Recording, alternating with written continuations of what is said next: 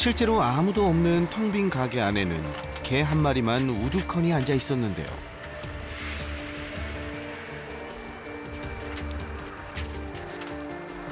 가게 입구엔 단전 예고장이 붙어 있고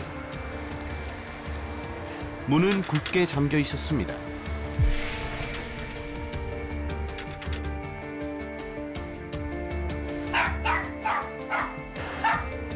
인기척을 느끼고 자리에서 일어나 짖기 시작하는 녀석. 문이 잠겨 있어 녀석의 상태를 자세히 확인하기도 힘든 상황이었는데요. 우선 인근 상인들을 만나봤습니다. 안녕하세요. 저희 말씀 좀 여쭤보려고요. 그 옆에 가게에 강아지 한 마리 묶여 있던데 혹시 작년 5월달? 작년 5월, 6월달 정도 여기서 그때 이사 오셨거든요. 그럼 그때는 주인이 있었어요? 네, 주인이 있었어요. 지금 주인이 없는 지 한 2달 정도 됐어요. 뭐 한 몇 개월 동안 잘 데리고 있었는데 주인도 잘 데리고 있었는데 갑자기 주인이 연락이 안 돼가지고 나도 막 문자 보내고 했는데 연락이 안 돼요. 전화해도 뭐 한 번씩 꺼져 있고 뭐 켜져 있어도 받지도 않아. 저 강아지 이름이 뭐예요, 선생님? 복실이요. 너무 불쌍한 게 저도 동물을 3마리 키우는 거니까 남의 일이 아닌 거예요. 3달 넘어서부터 이게 어느 순간에 연락이 딱 끊어져 버린 거예요. 그런데 한 가지 이상한 점이 있습니다. 오랜 시간 혼자 가게에 방치돼 있었다고 하기엔 녀석의 모습이 비교적 깔끔해 보였는데요. 혹시라도 보호자가 다녀가고 있는 건 아닌지 근처에서 조금 더 기다려보기로 했습니다.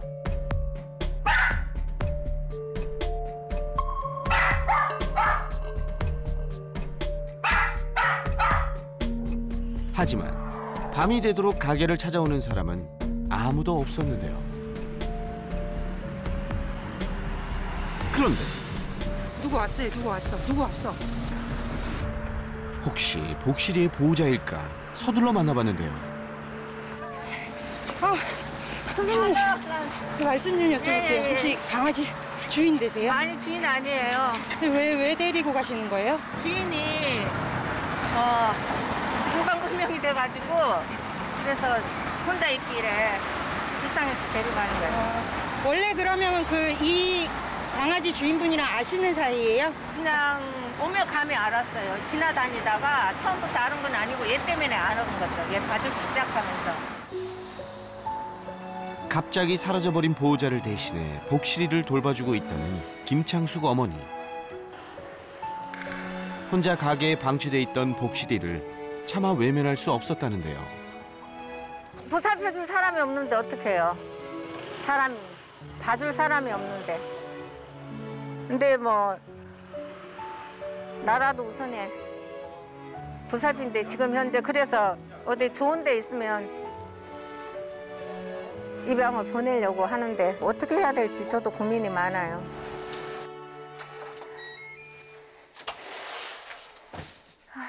복실이와 함께 도착한 곳은 어머니의 집인데요.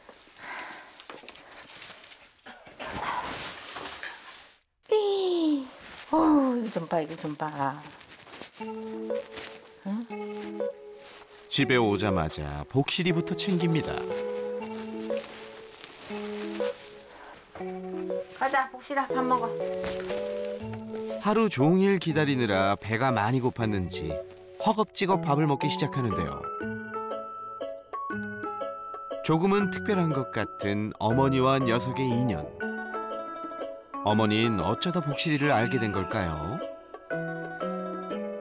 이제 우연히 이제 얘를 보게 된 거예요. 그런데 가게 안에 있는데 이렇게 보니까 밤이고 낮이고 사람은 없고 개만 묶여 있는 거예요. 젊은 남자분이 주인인데 왜 개를 그렇게 혼자 맨날 놔두고 다니느냐. 그랬더니 뭐 자기는 일이 있어서 일이 들어오면 일 나가야 되니까 그래서 일 나가니라고 그렇게 해놨다고 그러면서 많이 바쁘다고 그랬기 때문에 이제 내가 자주 거기를 들다보게 되는 거예요. 오며 가면. 그럼 들다 보면은 계속 밤이고 낮이고 혼자 있는 거예요. 아빠하고 있는 시간이 없어 내가. 어머니가 복실이를 처음 본 건 작년 5월. 온종일 혼자 가게를 지키는 녀석이 안쓰러워 시간이 날 때마다 챙겨주곤 했다는데요. 그렇게 복실이를 돌봐주자 보호자는 가게의 비밀번호까지 알려줬답니다. 그런데 이렇게 난 데리고 있으면 지네 아빠가 나서서 이렇게 어떻게 할 줄 알았는데 연락이 이렇게 정말 끊을 줄은 꿈에도 생각 못했어요.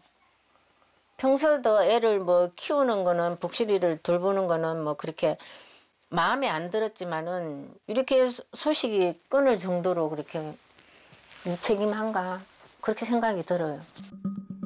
2달 전부터 돌연 자취를 감춰버렸다는 복실이의 보호자. 아무 답 없으면 애완견 방치로 경찰에 신고하겠네. 근데도 연락이 없어요? 예. 연결이 되지 않아 음성사서함으로 연결되며 통화를 아예 안 되는 거예요, 계속? 처음에는 전화 한 2번 정도는 전화했을 때 받았는데 그리고 그 뒤로는 메시지도 안 받고 전화가 아예 안 받더라고요. 전화 꺼져 있을 때도 있고. 6월. 복실이를 처음 알게 된 날부터 보호자보다 더 정성을 쏟은 어머니. 여기 보면은요. 6월 1일 날 목줄 그리고 장난감 그리고 간식 복실이 간식 미용 7만 원 있고 데리고 가고 얼마 안 있다가 뭐 사료값은 얼마 안 돼요 사실. 사료값은 얼마 안 되는데 근데 미용하는 것도 제일 싼 걸 골라서 해도 7만 원씩 이렇게 하더라고요. 그러니까 미용도 어디 가면 싸게 사니 이쁘게 자르는 게 저는 그게 이쁘게 자르는 게 문제가 아닌 거예요. 그래서 최소한 여기저기 전화해보고 싼 곳이 있다 그러면은 이제 글로 이제 선택을 하는 거죠 이제. 자, 야야야 비켜봐. 넉넉지 않은 형편 속에서도 복실이를 살뜰히 돌봐온 어머니. 홀로 생계를 꾸리느라 빠듯한 살림이지만 그래도 복실이에게만큼은 아끼는 법이 없는데요. 어디 있어? 사실 경제적으로 부담은 돼요 제가. 근데 얘를 그 경제적인 부담감보다 사랑하는 마음이 더 크니까 그게 아깝지가 않아요. 그러니까 더 있으면 더 잘 해주고 싶은데 없어서 못 해주니까 그게 더 마음이 무너지죠. 그리고 나보다도 더 사랑해줄 수 있는 주인이 평생 해줄 수 있는 주인이 있으면은 나는 뭐 그냥 복실히 보고 싶어도 참을 수는 있으니까 그래 그런 생각을 해요. 앉아. 복실이에게 옷을 입히는 걸 보니 아무래도 함께 외출을 하려나 본데요. 가방을 챙기고는 집을 나설 준비를 합니다. 어디 가시는 거예요? 아 지금 이제 복실이 데려다 놓고 출근하려고요. 오후부터 저녁까지인 일을 나가야 하기 때문에 복실이를 돌봐줄 수 없는데요. 그렇게 도착한 곳은 복실이가 지내던 가게입니다. 그런데 줄을 의자에 묶는데요. 근데 줄을 왜 풀어주지 않고 묶어주세요? 아 저기 안에 들어가가 똥 싸고 오줌 싸고 막 해놓는다고 지네 아빠가 묶으라고 그랬어요. 그 묶는 거. 근데 혹시 막 전기선이나 뭐 무릎 없고 아무도 없으니까 또 뭐 또 사고나 생길까 봐. 가게 안 책상에 어지럽게 널려 있는 각종 고지서들. 사무실 한편엔 정리되지 않은 옷가지들도 가득했습니다. 복실이를 이런 곳에 두는 것보단 집에 두는 게 낫지 않을까요? 아 집에서는 너무 짖어가지고 나 없으면은 짖어가지고 도저히 집에 놔두지를 못해요. 나 없을 때 뭐 찾으러 와, 뭐 가지러 왔다가 애 얼굴이라도 보고 가라고 데리고 갈 수는 없겠지만 그래서 내가 자주 한 번씩 들리라고 그랬는데 오도 가도 소식이 없어요. 보호자가 사라진 지 벌써 2달째. 아무리 생각해도 이 상황이 기가 막힙니다. 연락이라도 좀 줬으면 좋겠구만. 어떻게 나한테 그럴 수가 있는지 몰라. 자기야 뭐 자기도 오죽 괴로웠으면 지금 가서 마음이 편하겠어요? 이러고 가가지고 자기도 무슨 사정인지는 모르지만은 내가 키울 수 없으니까 더 마음 아프고 이번에는 이렇게 되면 아빠한테도 버림받으면 벌써 5번째예요. 보호자가 있었을 때도 4번이나 다른 곳으로 입양을 간 적이 있다는 복실이. 하지만 짖은 문제로 인해 4번 모두 파양을 당하고 다시 가게로 돌아오고 말았답니다. 얘는 진짜 보호자가 좋으면 정말 사랑받고 정말 기원 받을 텐데 성격 좋지 사람 좋아하지 너무 착하고 좋은 애인데 먹고 있어? 먹어. 응? 아유 착해. 엄마 갔다 올게. 응? 자. 혹시나 안녕. 이따 봐.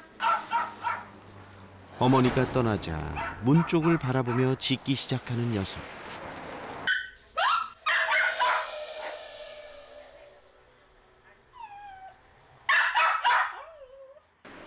복실이를 두고 가야 하는 마음도 편치만은 않은데요.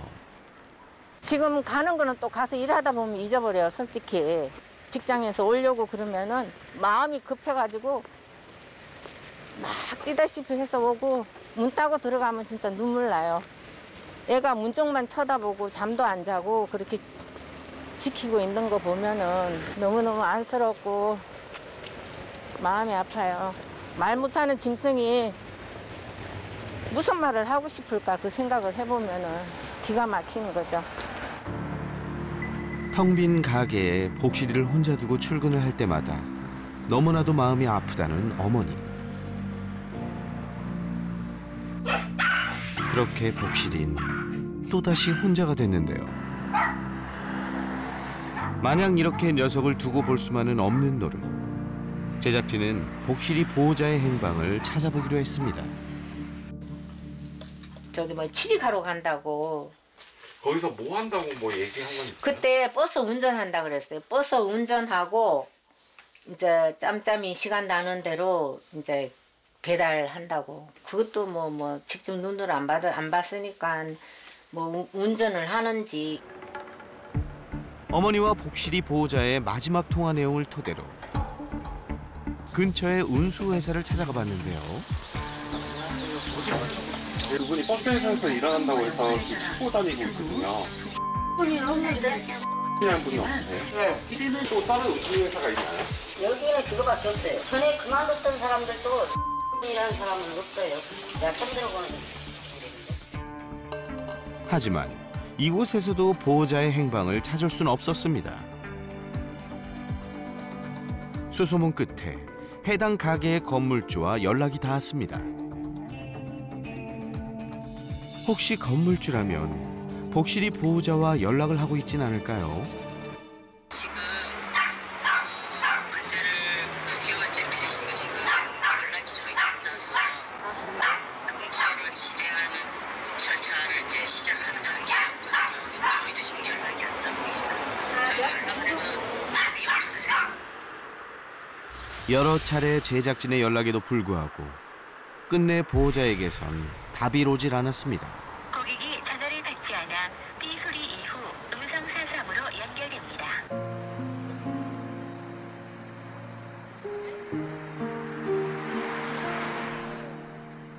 주변의 가게도 모두 문을 닫은 시간. 아무도 오지 않은 이곳에 홀로 남겨진 녀석. 작은 소리에도 고개를 들어 문 쪽을 보는 모습이 너무나도 애처롭습니다.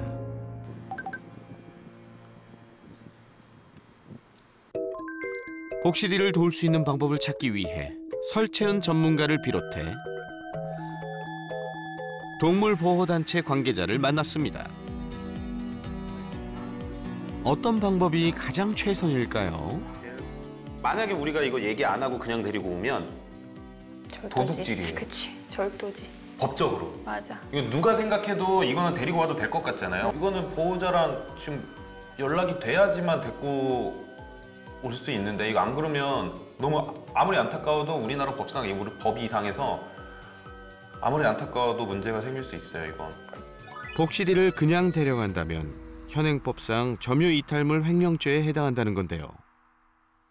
지금 상황은 지금 연락이 보호자랑은 지금 제작진분들이 계속을 해도 안 되고 있는 상황이잖아요. 그러니까 사실 방법은 지자체에 연락해서 긴급 격리 조치하는 방법을 택하는 수밖에 없지. 격리 조치를 하게 되면은 일단은 3일 동안 72시간 격리예요. 그 시간 동안 이제 보호자한테 연락을 해요. 그 보호자한테 연락이 안 됐을 때는 아마 15호소로 가서 그 아이는 소유권을 이 지자체에서 소유권 박탈을 시킬 수 있는 권한이 있는 거예요. 그렇게 박탈을 시켜서 이제 공고기간을 거치고 다른 입양처를 찾아야겠죠. 보호자가 사라진 후 가게에 남겨진 복실이. 더 이상은 녀석을 두고 볼 수만은 없다는 판단. 동물보호단체와 함께 해당 구청에 긴급 격리 조치 신청을 하기로 했습니다.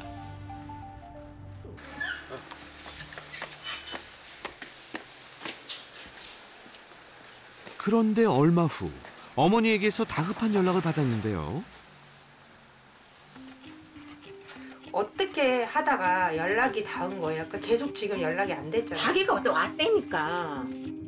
연락이 안 됐는데 문자는 보냈는데 답이 없었어요. 전혀 답이 없었는데 어느 날 그리고 얼마 후에 그냥 자기가 다 정리하고 왔다고. 내 메시지 쓴 거 보여드릴까? 네네. 우리는 전혀 올 거라고는 생각 안 했거든요. 근데 자기가 자기 발로 이제 온 거야.